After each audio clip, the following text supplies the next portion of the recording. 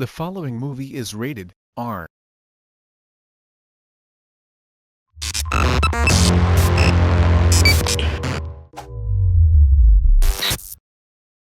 Good afternoon, ladies and gentlemen. Welcome to my YouTube channel. I am Luke. How do you do? Hopefully you're okay. So where are we? We are in Cricklade. We just got loaded with tarmac, and it's just being tested to see whether it's the right temperature. So he's just tested one spot. He's going to go test another spot.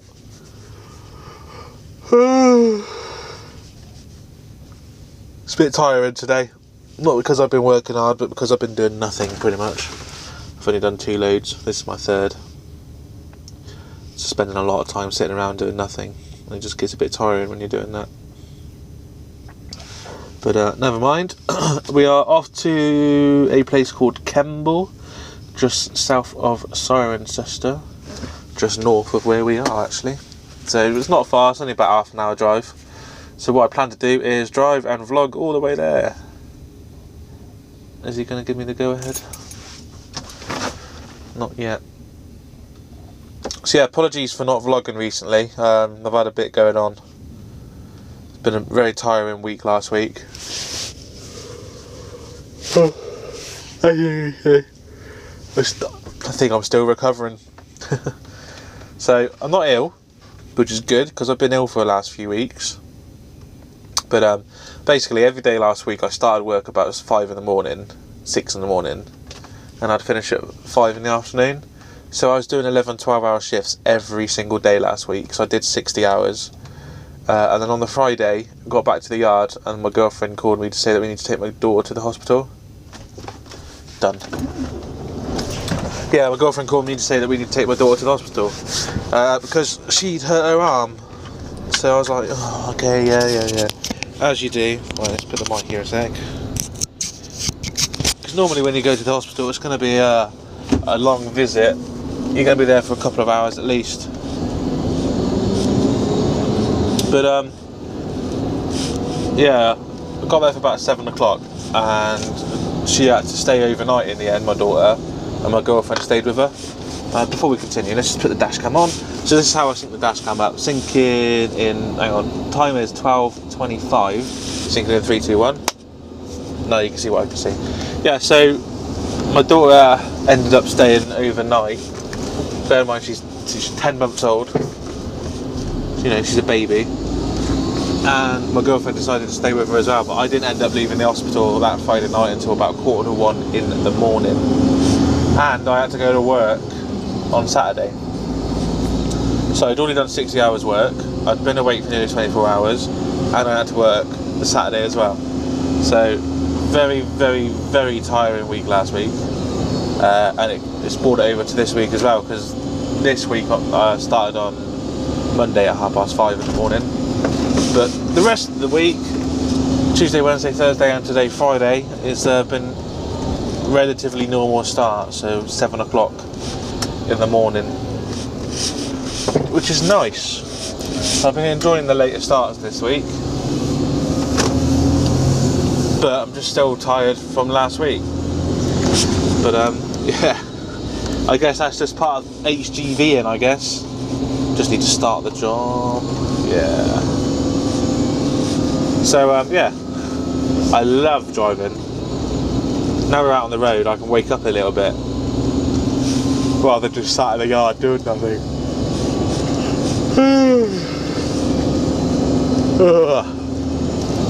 Come on, wake up, Lukey. So yeah, we're on our way to Kemble. Been there quite a few times already. I haven't been there yesterday or the day before that, but Tuesday I went there, and a few times last week I went there as well. Basically they've shut the road. It's about a 2-mile, 3-mile road closure, and they're tarmacking the road. Goes along the side of a runway as well, Kemble Airstrip. But the amount of cars, the amount of traffic that see the road closed signs and then just continue going down anyway, and then they have to turn around, and then it just causes us nightmares, because then we've got to wait for them to turn around, and it's just a pain in the ass. And it's not just car drivers, it's HGV drivers too. They go down these tight country lanes where there's, you know, 1-2 signs saying road closed, and then they get right to the road closure and they're told to turn around, and then they kick off because they can't turn around. Like, you have plenty of warning, guys, plenty of warning. I've been on the other end of the stick where I've needed to drop this off somewhere, but there's been a road closed sign. I've had a few times, well, nearly all the times, I've had to go around the diversion. Only once they actually let me through, which is quite nice. But I deleted that video because I ended up going to the RAF base in Bryce Norton and got told to take it down. So I did. Well, I wasn't told to take it down, it was more of a case of you're not really allowed to film in military bases. Excuse me then, I was just adjusting myself. Hand was still on the wheel and I was still looking directly ahead. I haven't heard much from this Simon guy recently. That might be because I've still blocked him, actually. Simon, if you're watching this, I'm going to unblock you so you can leave comments. Because I want to, really. I don't want to block people from leaving comments, but I am going to unblock you. So yeah. So it's going to go through Cricklade. Oh my god, they've got roadworks here. They get roadworks on this bit of road loads of times and it just causes nightmares. For a little sort of village, it's quite a busy one because it's right next to the A419. It's the main route in onto, well, it's the main route onto the A419. Anywhere from like Mighty and Ashton Keynes and Lee and Leisure Centre, all those towns and cities that you see on that board there, Cricklade. And then, you know, if you're coming from Purton, Lydiard, Millicent, you want to get onto the A419, you might come this way through Cricklade. So yeah, for a little village, it's very busy. And then you get people like that woman there just dawdling along. So yeah, I apologise for not making many vlogs recently. It's been a tiring week. Let him out because by the time I get acceleration, it's going to get out anyway. Yeah, been a very tiring week, trying to recover from lack of sleep. It's not really lack of sleep, it's just tired. I've done a couple of vlogs, but I'm just too tired when I get home to edit it and upload it to YouTube. So it's not that I haven't been vlogging, it's just I'm just too tired to edit. Put my hand up to that guy because he works for the logistics company that I used to work for. That's all I'm saying. If you want to go back and watch the clip to find out who they are, that's up to you. Logistics company is what I'm going to call it. And we've got Richard here.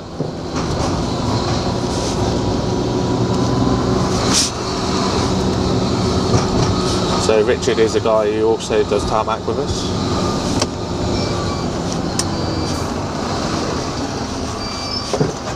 Indicating here. You get assholes like this who decide to park on a narrow road in Cricklade.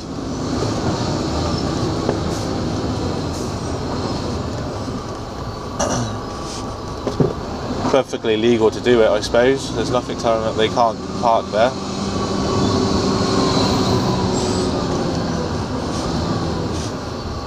And then you get assholes like this as well. So now, this blue car is now holding up all the traffic because he wants to go in there. And that van wasn't paying attention. That van ahead is now going off. Come on. It's just a very narrow high street. And there's not a lot of room to manoeuvre, and there's lorries going through. A lot of car users probably be like, well, don't go down it then, it's too narrow. We have to. It's the main route to the A419 where we're going. It's perfectly legal for lorries to come down this road. There's no weight limits. Not a single weight limit at all.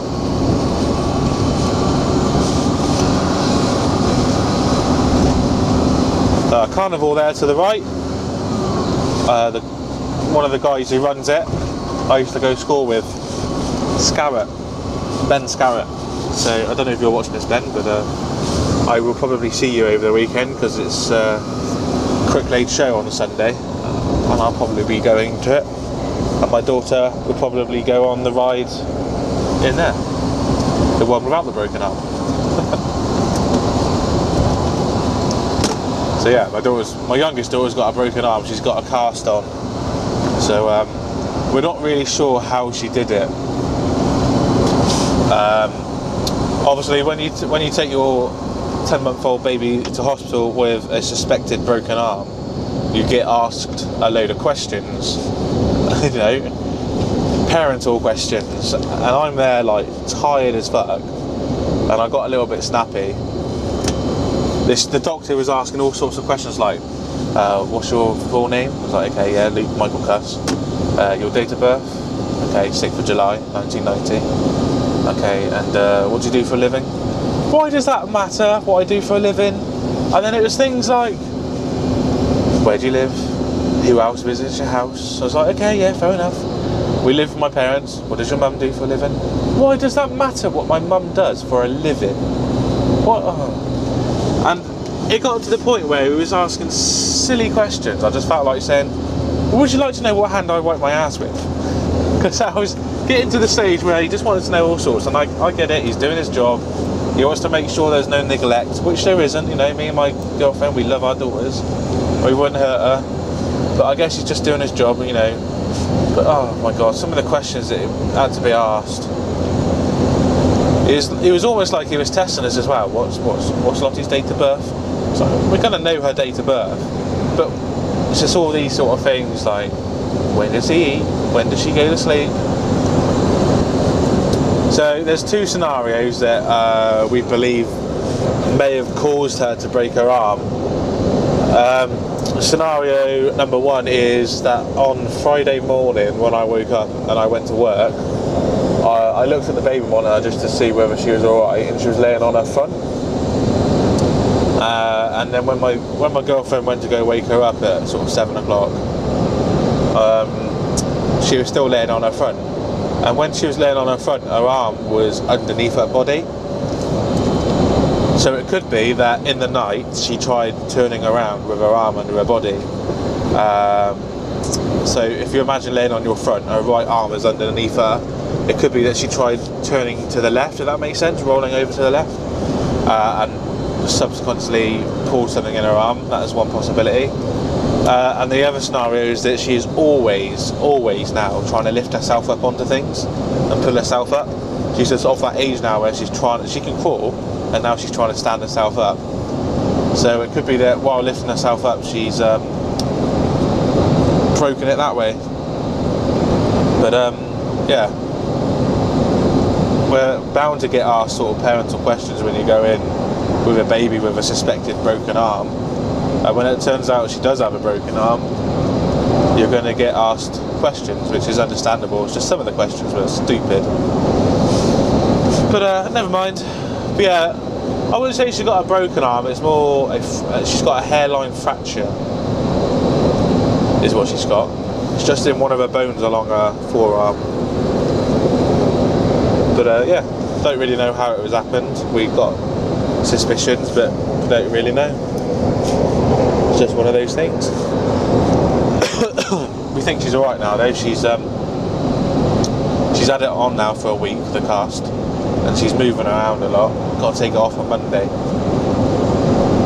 She's still trying to put herself up onto things, which don't surprise us. So yes, hopefully that'll be off on Monday. But yeah, last week was so busy, like driving hours wise and working, done about 60 hours. Then there was the hospital on the Friday, then I had to work on the Saturday, and then I had Sunday off. Woke up normal time on a Sunday, you know, early in the morning, about 6-7 o'clock. Worked early on the Monday, 5:30 till about 5:30 again, so another 12-hour shift. I got home Monday night, and for about 7 o'clock in the afternoon, in the evening, I was in bed, and I slept until 6 o'clock in the morning, so I had like 11 hours sleep. I must have needed it, just must have needed it. But I woke up feeling pretty rubbish because I'd slept for so much. You know, like when you sleep for so long, you end up feeling rubbish. It's like when you have a nap in the afternoon for an hour or so, it's okay. But if you sleep for like 3 hours and then you wake up late afternoon, you just feel shit.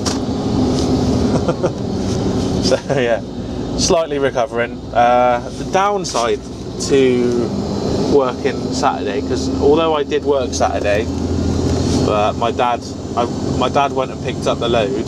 I texted the boss saying that I wouldn't be able to work because I'm still at the hospital and I'm going to be knackered. So I texted the boss saying I'm not going to be able to work Saturday. So my dad went into work, because it's his Saturday to work, and he ended up doing my job.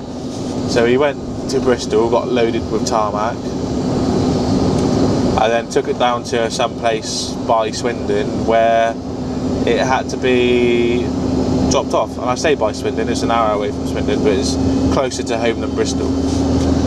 So yeah, he had to go and do my job, but I decided that I would go to work and finish it off, and hopefully that would count as my Saturday working. So I got there for about 10 o'clock in the morning, used my own fuel to get there with my car, and then my dad went back with my girlfriend, got a motorbike trying to overtake, and I continued working. I'd done the load, I waited on site, got it tipped, drove back, cleaned the lorry, all that.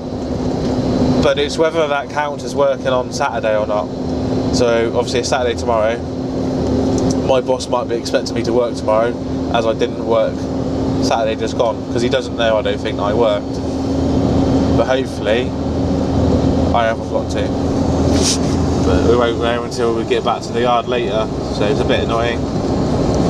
He might be expecting me to work, and then I might say, well, I did work last Saturday, and then he might still expect me to work. So I don't know, we'll just have to play it by ear. Yeah, that's it. You just pull out in front of me, I'll brake. It's a roundabout up ahead anyway, I would have had to have slowed down. So yeah, I need to wash my lorry actually, it's fucking filthy at the moment. I suppose that's one good thing about working Saturday, you haven't got to wash it really on a Friday. You can go to work Saturday and then come back during the afternoon and wash it. I mean, I can wash it whenever I want anyway. I don't have to wash it when I get back to the yard. I can always come back down on the weekend and do it. But if you've got to work Saturdays, then it's quite nice knowing that you haven't got to come in on the weekend just to wash your lorry. You might as well do it when you finish work. But we shall see. We'll see later what I'm doing. But yeah, we're on our way to Kemble. Done quite a few drops in Kemble. This is probably my 5th or 6th drop, so I know exactly where I got to go, which is nice. One of the worst things I would say about driving HGVs is your delivery points. When you don't know where you got to go, you don't know the roads, you don't know how much room you got, you know, you don't know if you're going to be able to turn around if you keep on going. And it's just the same as arriving on site. You don't know whether it's the right site, whether you're in the right entrance, whether it's this guy, that guy, who wants it. When I first started, I turned up on site and I just went up to a random guy and I said, hey, yeah, I got some stone for you. And he goes, not mine, I don't want it. And I was like, what? And then I realised all these people swarming sites, they're the same as me, they're just doing their job. You know, they don't know where things are going. It's really hard to find someone in charge. I'm slowly getting the idea that I think if they've got a green hat on, they tend to be in charge. So that's a top tip. If you're going on sites, look for someone with a green hat. Chances are they're in charge. I don't know whether that's true. I don't know whether it's some sort of site code. I know, like firemen, they have helmets, don't they, depending on what rank they are, I think. I only say that because there's a fire station there. But I'm sure they got helmets on depending on their rank. White or yellow, something like that. But yeah, I've been to this site quite a few times, so I know exactly where I've got to go. It's a one-way system in operation, so I come in this way and I go back out the other way. So, just a massive circle basically. Yeah, I don't know if I got to do another load here or not. If I don't have to do another load here, then I might have to call my boss and get something else to do. A bit of an awkward time. Got an ambulance behind me.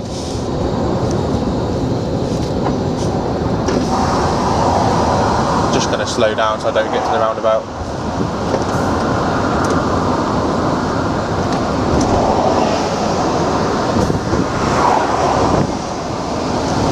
I'm not entirely sure why I got over to this side of the lane. I just felt if I got on this side then he won't have to swerve. But he's got to swerve anyway down there.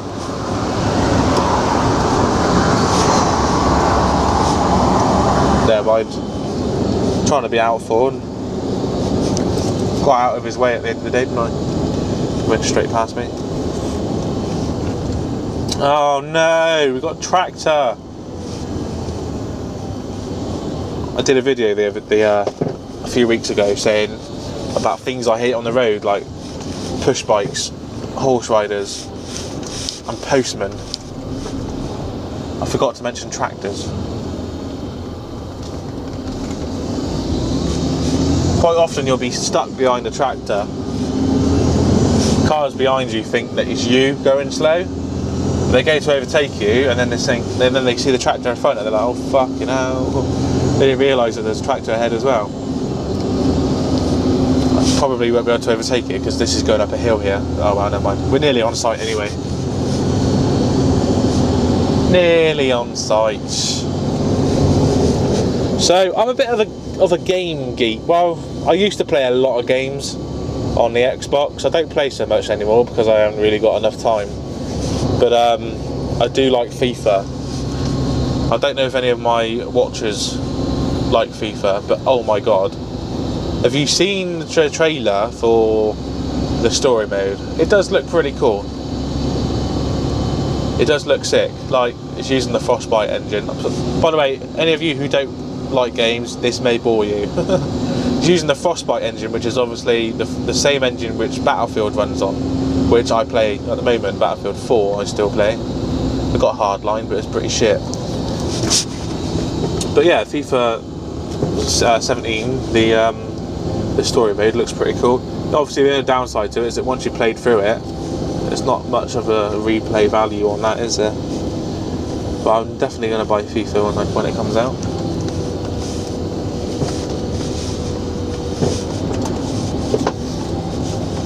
Okay, let me through. Thank you.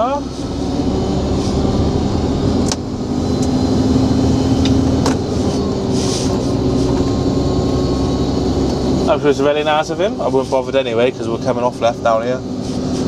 So yeah, I'm not that fussed that he let me through, but thank you anyway. Anyone watch the England game yesterday? England and France? No, not England and France, England and Wales. I had commentary up on my phone, so I was listening to it while driving. So yeah, England got the late win, didn't they? I saw the free kick that Bale did when I got back. It's a good free kick. And he scored in his first match, didn't he? So he scored 2 goals, 2 free kicks. He's a cracking player, Bale is. I must admit. Ain't no doubt about that, he is a good player.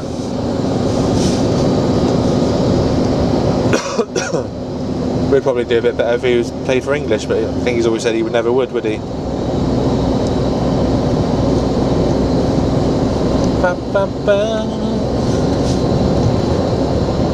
Right, so we're just turning off left down here.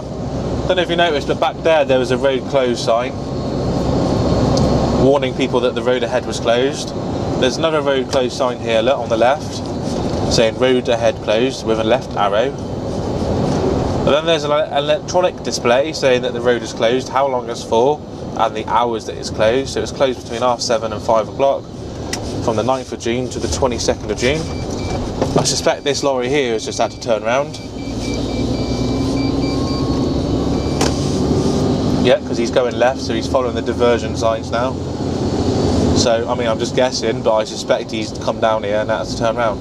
Just amazes me, the amount of people that... There's road closed signs and they just still come down. We shouldn't see much traffic down here because obviously most people will obey the road closed sign, but particularly HGV drivers, they're sat nav saying go down here and they just go down here. So that's what I've found. Let's see if there's any other HGV drivers down here. Ba, ba, ba. Getting close now to the air tattoo. Royal International Air Tattoo at RAF Fairford. It's in 3 weeks' time. I went past it the other day, and they've got a few more fences up. I think they got some lighting up as well. I'm not really sure why though, because obviously it's on during the day, not night time. But they got lighting up.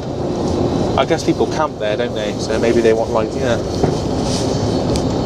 I suspect he's turned around. I think he was just telling me to slow down. The speed limit down here is 50 and I'm doing 40. Well, 45. Plus, I'm supposed to be down here. Bam, bam, bam, bam, bam. Another road close sign there, look. And it says full 1 mile.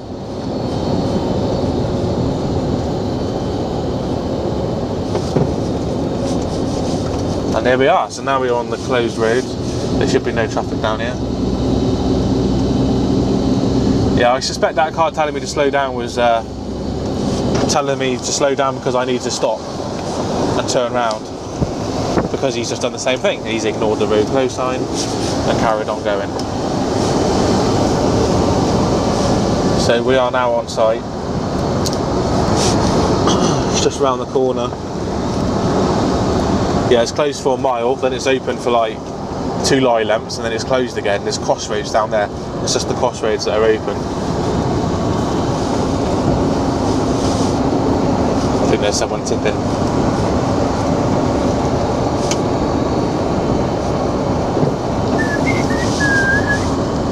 So we were doing the left-hand side earlier, because I've already been here today. What side are they doing now? Oh, I think they've turned them around. What we're driving on right now, by the way, is fresh tarmac. Well, laid last week. Brand new tarmac.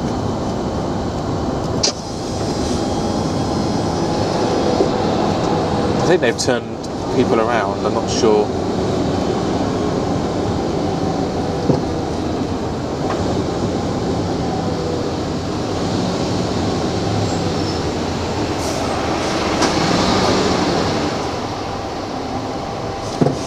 Not really sure.